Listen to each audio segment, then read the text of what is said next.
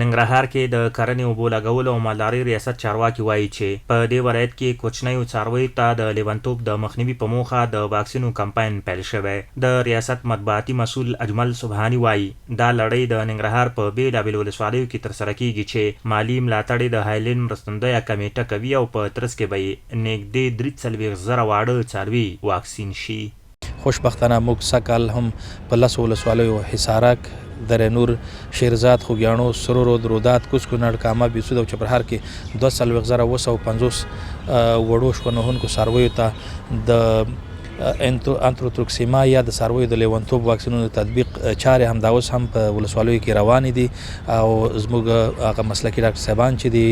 هغوی دپاره ځینې وسایل هم توضیح شوي دي او په ساحه کې عملا د ناروغیو د مخنیوي او کنټرول دپاره موږ واکسینونو تطبیق چارې روان دي. دغه راز یو تن مالدار علي خان چې د واړه مال رمه لري وایي خوشحاله دی چې د ننګرهار کرنې او مالدارۍ ریاست لخوا یې پسونه او میږې واکسین شوي چې د ناروغۍ په امن شي. نوموړی غواړي راتلونکي ورسره د نورو حیواني امراضو د مخنیوي په پار د واکسین مرستې وشي چې مالونه یې له مړینې بچ او زیان ونه ویني. دا ډیر ښه واکسین دی او د موږ مال لپاره ډیره پیدا کوي او باید هر سړی چې هر څوک مال لري باید د ریاست نه دا غوښتنه وشي چې هر کور ته د هر چا مال ته باید دا واکسین ورسوي. مال د مرض نه بچ کیږي، د طاعون مرض نه بچ کیږي. موږ د زراعت ریاست نه غوښتنه کوو چې د بیا لپاره زموږ مال لپاره دغه واکسین راوړي چې د موږ مال د مرګ نه بچ شي. بلخوا حیواني ډاکټر محمد یونس ناصري د څارویو لپاره د طاعون واکسین ګټور بولي او زیاتوي چې د واکسین په کولو سره د څارویو د مړینې چانس کم او د دې ساري ناروغۍ مخه نیسي.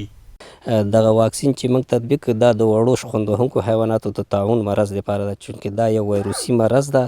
او په دې باندې حیوانات اخته کیږي، دا یو بل ته انتقالیږي. کله چې حیوان پې اخته شي نو هغه تبه لري، خولې او پوزه کې دانې راخیږي، سالات دي، بچیا یې له منځه اکثره وخت پلار حیوانات بچی غورځوي. نو کله چې موږ دا واکسین وکړو نو دا